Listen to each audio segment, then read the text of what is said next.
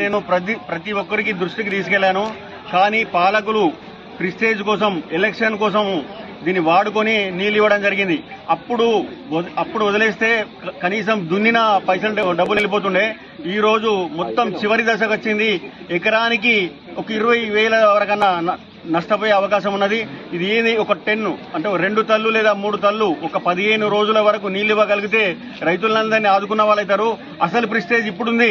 పాలకులారా, మేము చెప్పేది ఏంటంటే రైతులను మోసగిచ్చి మీరు ఎప్పటికీ బతకలేరు. కాబట్టి దయచేసి మీ ప్రిస్టేజ్ లోపల పెట్టుకుని రైతుల కోసం మీరు ఒక అడుగు కిందికేసి చీఫ్ ఏది మన ఈఈ గారితో మాట్లాడతారా, లేకుంటే సెక్రటరియట్ లో మాట్లాడతారా, ఎవరితో మాట్లాడతారో మీరు చేయాల్సిన పని ఇప్పుడుంది. ఈ తరుణంలో మీరు చేయగలిగితే మీకు కృతజ్ఞతగా ఉంటారు రైతు గాని, మీకు ప్రతి ఒక్కరు మీకు కృతజ్ఞత ఉంటారు. కాబట్టి 2 రోజులు లేదా 3 రోజుల్లో నీళ్లు రిలీజ్ కాకపోతే మేము రావడానికి అవసరం లేదు. మేము నాయకులం